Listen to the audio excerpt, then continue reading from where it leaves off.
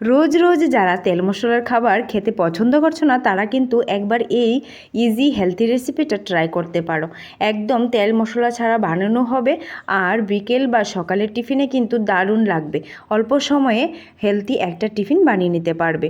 ভেতরে থাকবে এরকম পুর ভরা আর উপরটা থাকবে একদম সফট। এতটা টেস্টি একটা রেসিপি, বানানো খুবই সহজ। চলো তাহলে রেসিপিতে যাওয়া যাক। তার জন্য প্রথমে নিয়ে নিলাম এখানে 1 কাপ আটা। যে কোনো বাটি বা কাপ দিয়ে 1 কাপ নিয়ে নেবে। তো এখানে আমি 1 কাপ আটার মধ্যে স্বাদ অনুযায়ী দিয়ে দেবো লবণ আর অল্প একটু দিয়ে দেবো জোয়ান, দিয়ে ভালোভাবে সবগুলি মিশিয়ে নিচ্ছি। অল্প অল্প জল দিয়ে এভাবে কিন্তু ডোটা মাখতে হবে।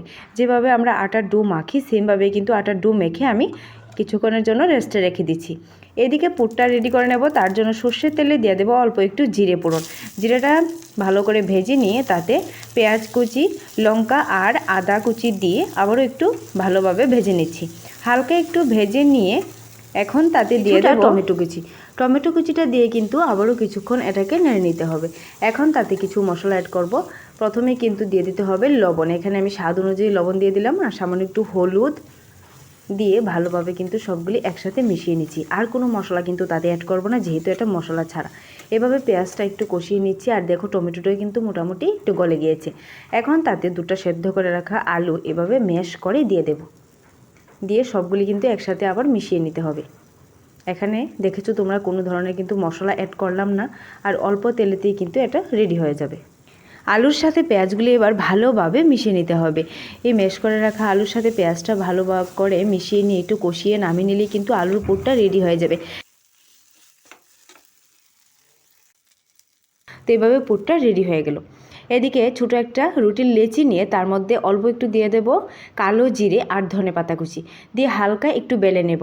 বেলে নিয়ে এবার এভাবে উল্টে নেব। উল্টে মাঝখানে দিয়ে দেব 2 চামচের মতো আলুর পুর দিয়ে এভাবে বটে বটে কিন্তু লাগিয়ে নিতে হবে। তো চারিপাশটা এভাবে আমি বটে লাগিয়ে নিচ্ছি।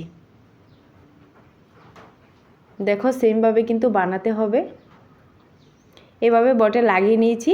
লাগিয়ে নিয়ে মুখটা ভালো করে বন্ধ করে হাত দিয়ে কিন্তু একটু চেপে চেপে বড় করে নেব। ইচ্ছা হলে একটু বেলনি দিয়ে হালকা একটু বেলে নিতেও পারো। এবার গরম তাওয়াতে রুটিটাকে কিন্তু ছেঁকে নিচ্ছি। তোমরা চাইলে এটাকে তেল ছাড়াও কিন্তু ভাজতে পারো। আমি 1 চামচ তেল দিয়ে ভেজে নেব, যেহেতু কম তেল দিয়ে আমি এই রেসিপিটা বানাচ্ছি। 1 চামচের মতো তেল দিয়ে রুটিটা এপিট ওপিট ভালোভাবে ভেজে নামিয়ে নিতে হবে। এখানে কিন্তু বেশি তেলও দিতে পারো, যেহেতু এটা তেল ছাড়া বানাচ্ছি বললাম, তাই আমি অল্প তেলেতে কিন্তু বানালাম। তো এভাবে এপিট ওপিট ভেজে নামিয়ে নিলে কিন্তু রেডি এই দারুণ রেসিপি। একবার কিন্তু ট্রাই করতেই পারো আর খেতে কিন্তু দুর্দান্ত হয়। রোজ রোজ তেল মশলার খাবার খেতে ভালো লাগছে না, তাহলে এই ইজি রেসিপিটা একবার ট্রাই করে দেখো, অনেক ভালো লাগবে।